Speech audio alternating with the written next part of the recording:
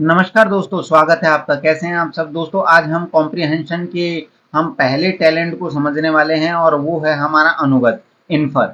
और इन्फर शब्द आते ही या हमारे पास अनुगत शब्द आते ही हमारे पास कुछ हिंदी के शब्द वो हमारे मन में कौंधने लगते हैं। जैसे अनुज हुआ, अनुगमन हुआ, बस वहीं से हम अनु का संबंध निकालते हुए यहाँ पर हम यूज करेंगे और हमारे क्वेश्चंस को सॉल्व भी करेंगे। तो दोस्तों मैंने इसके अंदर पूरी प्रक्रिया बताई गई है कि कैसे हमारे इन्फर वाले क्वेश्चंस या टैलेंट वालों को सॉल्व करें।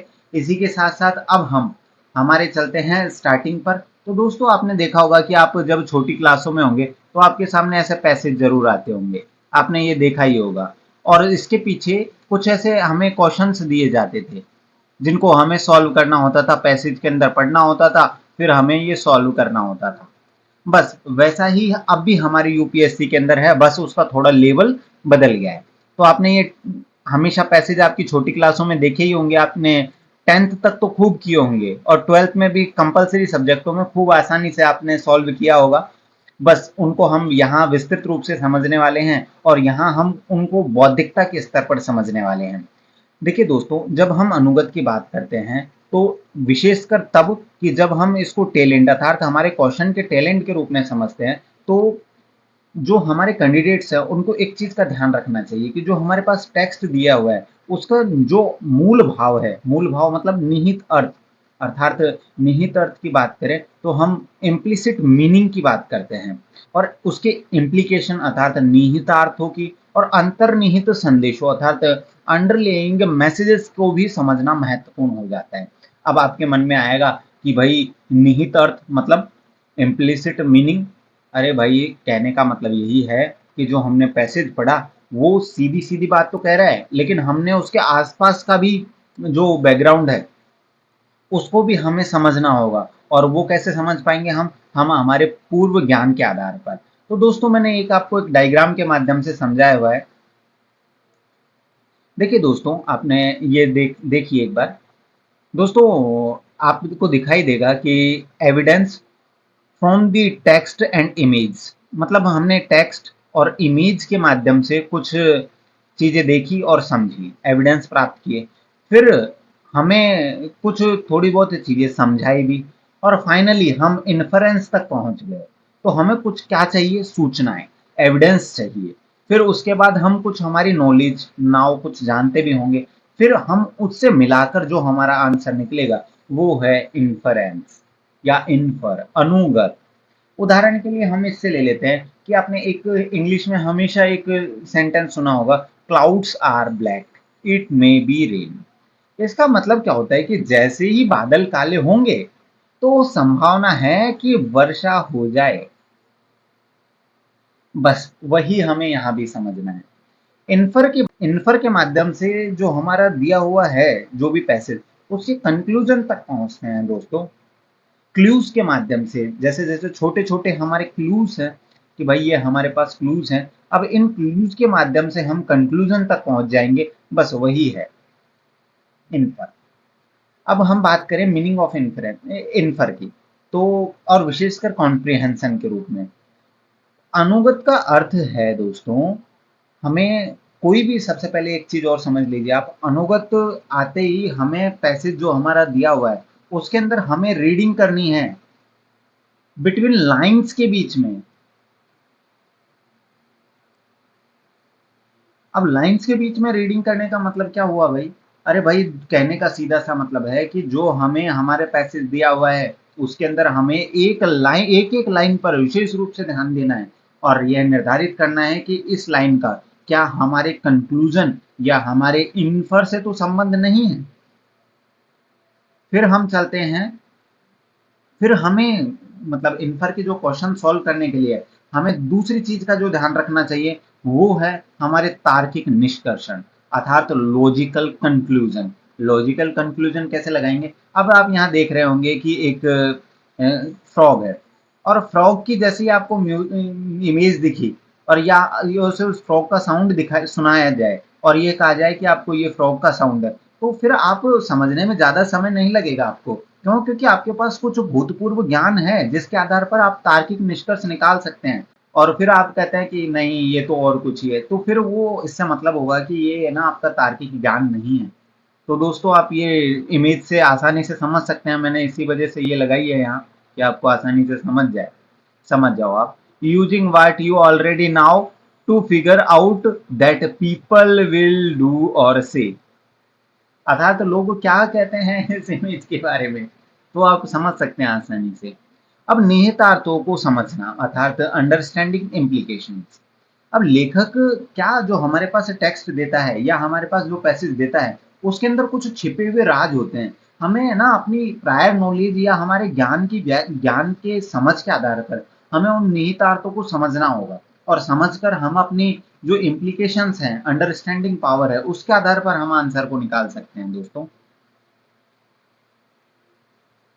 फिर हम क्या करेंगे कि हमारे पैसेज के अंदर बहुत सारे सूचनाएं दी गई होगी, जैसे कि आपको पता है कि हमने बहुत सारी सूचनाएं पढ़ी पैसेज में, बहुत सारी बातें कही। फिर हमें क्या करना है कि उनके जितने भी पैसेज के डॉट्स हैं उनको डॉट्स को कनेक्ट करके और हमारा एक मूल भावना तैयार करनी होगी उसकी। जैसे कि आपको पता है कि आप जब छोटी क्लास में होंगे तो आपको ये है ना ड्राइंग के लिए ऐसे डॉट्स कनेक्ट करने के लिए दिए जाते होंगे। बस वहीं हमें पैसेज दिया है और हमसे जहां क्वेश्चन पूछा है हमें पैसेज के संदर्भ में कुछ डॉट्स को कनेक्ट करना है, और उसके जानकारी को फिर हम धीरे धीरे एक एक को जोड़कर और आसानी से हम अपने आंसर तक पहुंच जाएंगे। अब हम है ना एक एग्जाम्पल लेकर बात करते हैं। एग्जाम्पल बहुत सरल है और आपको बहुत मजा भी आएगा, और बहुत छोटा सा एग्जाम्पल लिया है मैंने यहाँ पर। देखिए दोस्तों, आपने मैं आपको पहले पढ़कर सुनाता हूँ और आप भी मेरे साथ पढ़ने की कोशिश कीजिए। अमेजन के वर्षा वनों में तेजी से वनों की कटाई से जैव विविधता का महत्वपूर्ण नुकसान हुआ है। कई प्रजातियां अपना आवास खो रही है, जिसका पारिस्थितिक तंत्र पर व्यापक प्रभाव पड़ रहा है। इसके अलावा अपनी आजीविका के लिए इन वनों पर निर्भर स्थानीय समुदाय के सामने स्थानीय समुदाय गंभीर चुनौती का सामना कर रहा है। अब आपको पता चल गया कि इसके अंदर दो चीजें कही गई है, एक तो अमेजन वर्षा वनों की बात की गई है, साथ ही साथ अमेजन के वर्षा वनों के साथ कोई जैव विविधता की बात की है, और साथ ही साथ इन्होंने कई प्रजातियों की भी बात की है और जो अपना आवास खो रही है, ठीक है। और परिस्थिति तंत्र के प्रभाव को भी सुनिश्चित किया है इसी के साथ साथ, और साथ ही साथ एक प्रभाव भी दे दिया। हाँ, वो है उसके आसपास के समुदाय के साथ गंभीर चुनौतियां। अब क्या करेंगे, तो हमें अब फाइनल अंडरस्टैंडिंग की जरूरत है। तो फाइनल अंडरस्टैंडिंग के संदर्भ में हम पहले दो क्वेश्चनों का आंसर ले लेते हैं। देखिए, इन्फरेंस के दो क्वेश्चन से समझ सकते हैं हम। एक तो डायरेक्ट इन्फरेंस, जिसको हम प्रत्यक्ष अनुगम कह सकते हैं, या अनुमान भी कह सकते हैं, क्योंकि इन्फरेंस कहीं ना कहीं हमारे प्रायर नॉलेज पर होता है। इस वजह से आपको कहीं कहीं दिखेगा कि इन्फरेंस के रूप में मैंने अनुमान का भी यूज लिया है। हालांकि ये गलत नहीं है, लेकिन सबसे महत्वपूर्ण और रिलेवेंस है यहाँ पर अनुगत, इन्फर, ठीक है। अब what is the inform about the impact of deforestation on local communities, अर्थात कहने की बात यह है कि जो स्थानीय समुदाय है उन पर वनों की कटाई के प्रभाव के बारे में क्या अनुमान लगाया जा सकता है। अब आपने पैसेज पढ़ तो लिया, एक बार वापस पढ़ लीजिए कि क्या अनुमान लगा सकते हो आप। कोई ना, फिर भी मैं आपको जो लिखा है वो बताता हूँ और उससे आपकी एक अंडरस्टैंडिंग की पावर और अधिक विस्तृत होगी। स्थानीय समुदाय गंभीर चुनौतियों का सामना कर रहा है, जिसमें संभवतः आर्थिक कठिनाइयां और विस्थापन जैसी समस्याएं शामिल है। तो आपके दिमाग में आया कि हाँ बिल्कुल ये बात हो सकती है कि उसके अंदर ये सीधी सीधी तो नहीं कही थी, लेकिन हाँ, यदि उनके सामने अगर गंभीर चुनौतियों का सामना कर रहा है कोई समुदाय, तो उसमें संभवतः और मुख्यतः किसकी वजह से, वर्षा वनों की कटाई, अमेजोन वर्षा वनों की कटाई कटाई की वजह से। तो आर्थिक कठिनाइयों के साथ साथ विस्थापन की समस्याएं भी महत्वपूर्ण होगी। अब हम इनडायरेक्ट की बात करते हैं, अब अप्रत्यक्ष हम अनुगत करते हैं। तो इनडायरेक्ट की बात करें तो अमेजन के वर्षा वनों में जैव विविधता के नुकसान का दीर्घकालीन परिणाम क्या हो सकता है भाई। तो आप एक बार सोचिए, फिर एक बार पैसेज को पढ़िए। तो हमने ये पढ़ लिया बिल्कुल। तो अब हम चलते हैं कि क्या बात है, दीर्घकालिक परिणाम क्या हो सकता है। देखो, परिस्थिति तंत्र की अस्थिर हो सकती है, जो संभावित जलवायु परिवर्तन और संसाधनों के नुकसान जैसी व्यापक पर्यावरणीय मुद्दों को जन्म दे सकती है। तो लेकिन ये पैसेज में नहीं था, लेकिन हमारी जो अंडरस्टैंडिंग या समझने की जो क्षमता थी उसके कारण ऐसा संभव कर पाए हमारा, इस वजह से इतना विस्तृत आंसर निकला है हमारा। अब एक समस्या आ गई है, अब भाई प्रभावी ढंग से कैसे समझे हम इन्फर को, और कैसे हमारे आंसर तक पहुंचे। तो चलिए दोस्तों मैं उसको भी बता देता हूँ। सबसे पहले आप कॉन्टेक्स्ट को जान लीजिए, अर्थात संदर्भ को समझ लीजिए। फिर गद्यांश पर ध्यान दिया हमने, फिर गद्यांश पे ध्यान देने के लिए हमें छोटे छोटे जो क्लूज हैं उनके ऊपर ध्यान देना होगा। जैसे कि आपने देखा होगा कि सीआईडी कभी देखा हो आपने, तो वो है ना छोटे छोटे क्लूज पर ध्यान देते हैं, वैसे ही हमारे पैसेज में भी हमें क्वेश्चंस को पढ़कर और फिर हमें छोटे छोटे क्लूज की तरफ ध्यान देना होगा। उसमें कुछ कीवर्ड्स और बात जो हमारे सेंटेंस या फ्रेजेस हैं उनको हमें अंडरलाइन करना होगा और पहचानना होगा कि इसके अंदर ये बात कही गई है। फिर अब हमारे पास एक चीज आती है कि भाई हम अब सारी चीज कर चुके हैं, अब हमारे जो आइडियाज हैं उनको हमें जोड़ना होगा, क्योंकि हमें जो लेखक ने पैसेज दिया था उसके अंदर क्या बिखरी हुई चीजें थी, अब हमें उन्हें जोड़ना होगा। तो इसके लिए हमें व्यापक समझ की जरूरत होगी, और व्यापक समझ की जरूरत के रूप में समझ जैसे ही हुई हमारे, फिर अब जो हमारे पॉइंट्स थे वो जुड़ने लगेंगे। अब हमारे जो पूर्व ज्ञान का था, तो हमारे प्रायर नॉलेज का भी यूज कर सकते हैं इसके अंदर हम।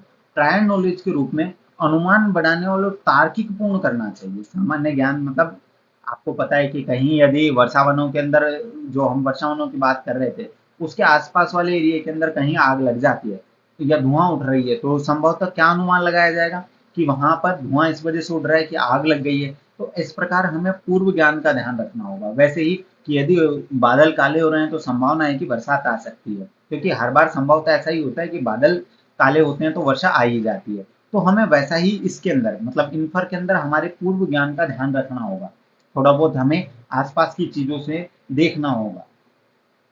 अब भाई इंपॉर्टेंट क्या है हमारे लिए, तो देखिए दोस्तों हमारी इससे ना क्रिटिकल एनालिसिस की जो क्षमता है वो बढ़ती है, और समझने का जो कौशल है मतलब कॉम्प्रिहेंशन स्किल वो मजबूत होता है दोस्तों हमारे इससे समझने के लिए। और साथ ही साथ हमारी डिसीजन मेकिंग की पावर बहुत बढ़िया हो जाती है, साथ ही साथ महत्वपूर्ण भी हो जाती है। अब क्या है कि हमारे पास लास्ट टॉपिक आता है कि भाई प्रैक्टिस कैसे करें। देखिए दोस्तों सबसे पहले व्यापक रूप से पढ़ें, और लेखक की जो विविध प्रकार की शैलियाँ या उसने जो भी स्टाइल यूज की है या जो टोन यूज की है उसके बारे में हम विस्तृत रूप से समझ लेंगे। फिर हम अभ्यास प्रैक्टिस करेंगे पैसेज की। फिर हम चर्चा और बहस के माध्यम से अपनी जो आलोचनात्मक सोच है उसको और अधिक विस्तृत करेंगे, अनुमान लगाने की क्षमता में सुधार करेंगे। अब चलिए दोस्तों मैं ले चलता हूँ आपको 2023 के ही क्वेश्चन, और हमने ये क्वेश्चन ये आपने इतना ऊपर पढ़ा है उसके आधार पर हम उनको सही सही सॉल्व करने वाले हैं। तो आपको बहुत अच्छा और बहुत बहुत मजा आने वाला है दोस्तों मेरे साथ। आप इन क्वेश्चनों को बहुत सरलता से एनालिसिस कर लेंगे, और यदि आपसे गलत होते हैं तो मैंने आपको ये पूरा पढ़ाया है, इसको एक बार पढ़िएगा, समझिएगा और ढंग से नोट्स बनाइएगा और फिर कीजिएगा। आपको मैं 100% गारंटी देता हूँ कि आपसे वो क्वेश्चन सॉल्व हो जाएंगे। तो चलिए दोस्तों मैं आपको 2023 के क्वेश्चन पर ही ले चलता हूँ पहले।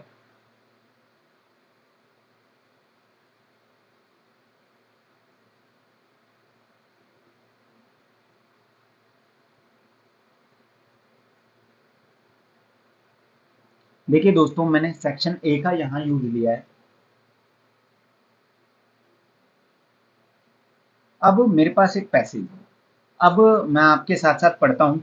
सुचारू निगम शासन संरचनाएं कंपनियों को उत्तरदायित्व और नियंत्रण उपलब्ध कराने के लिए प्रोत्साहित करती है।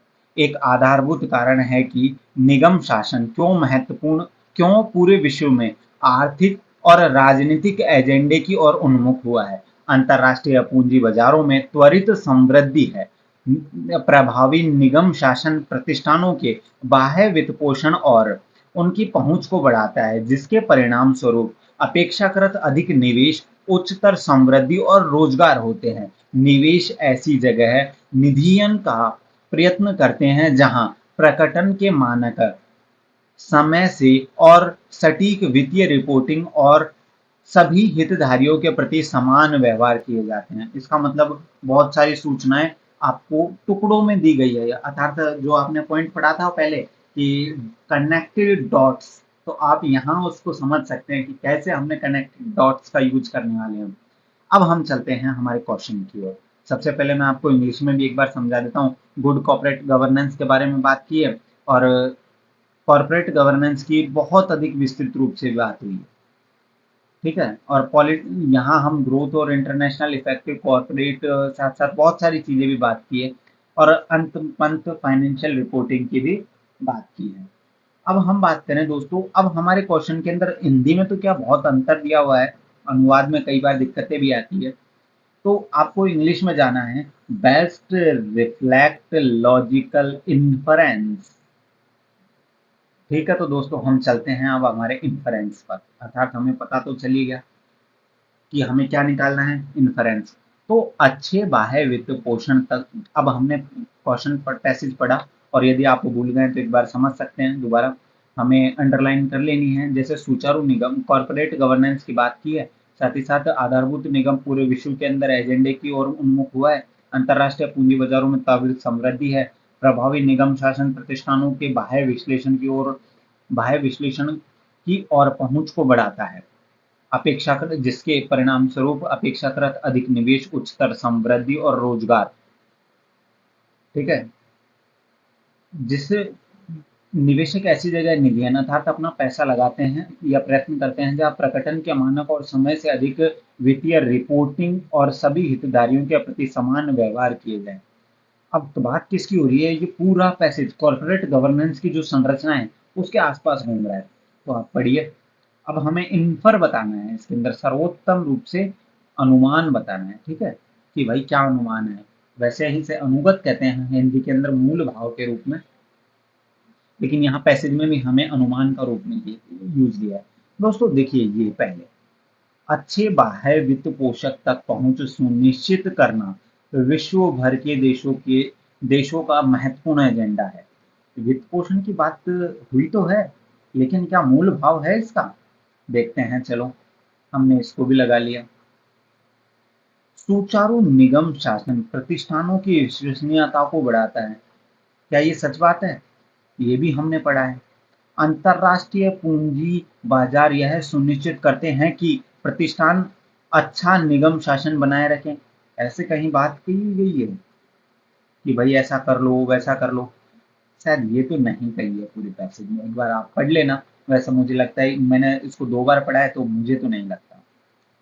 सुचारू निगम शासन मजबूत पूर्ति श्रृंखला को सुकर बनाते हैं, कहीं पूर्ति श्रृंखला की बात हुई है, नहीं। अब हमारे पास दो बचे।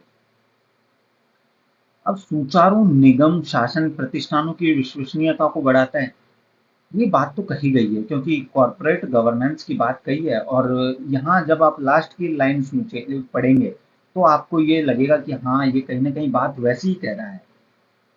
अब हम देखें कि ये अच्छे बाह्य वित्त पोषण तक पहुंच सुनिश्चित करना विश्व भर के देशों के लिए महत्वपूर्ण एजेंडा है, नहीं, देशों की कहीं भी बात नहीं की दोस्तों पूरे पैसेज के अंदर, तो हम क्यों जाएं इसके साथ। और हमारा पूरा पूरा पैसेज कॉर्पोरेट गवर्नेंस की बात करता है, कॉर्पोरेट गवर्नेंस के सुधार की बात करता है, तो हमारा आंसर कहीं ना कहीं यही होने वाला है और 100% होने वाला है, क्योंकि मैंने तीनों को आपको काट कर बता दिया है कि तीनों अलग अलग है।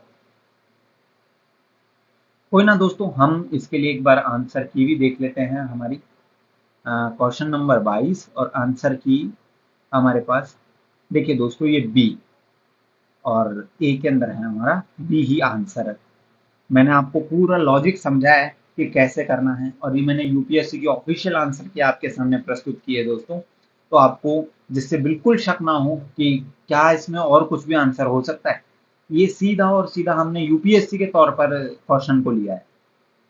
अब दोस्तों एक क्वेश्चन और जो 2023 के अंदर 23 के अंदर ही आया है, ये भी आप बहुत आसानी से कर लोगे दोस्तों, इसके अंदर आपको बिल्कुल दिक्कत आएगी ही नहीं। देखिए दोस्तों, पहले मैं आपको इंग्लिश की ओर लेके जाता हूँ।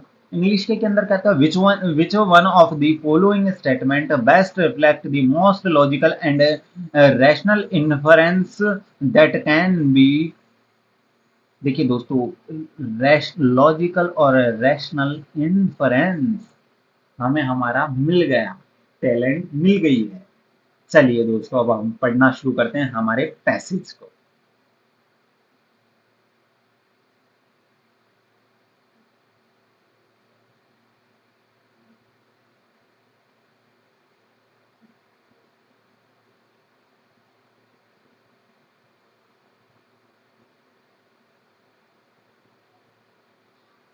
हाथी दृश्य भूमि के वास्तुकार हैं और ये वन में वृक्ष विहीन स्थल को निर्मित करते हैं।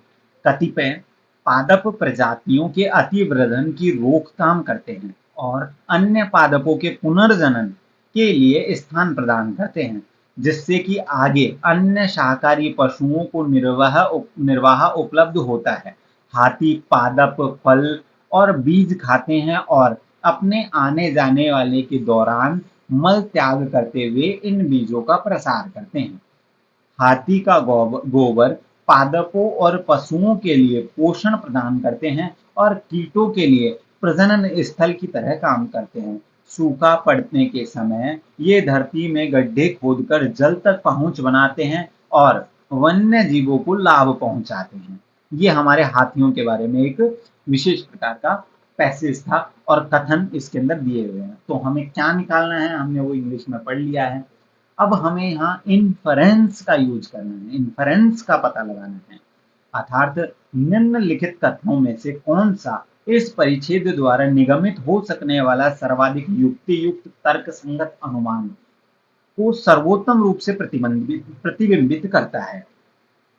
तो दोस्तों पढ़ते हैं। हमारे पहला दिया गया है कि यह आवश्यक है कि हाथियों का निवास क्षेत्र समृद्ध जैव विविधता वाला सुविस्तृत क्षेत्र हो।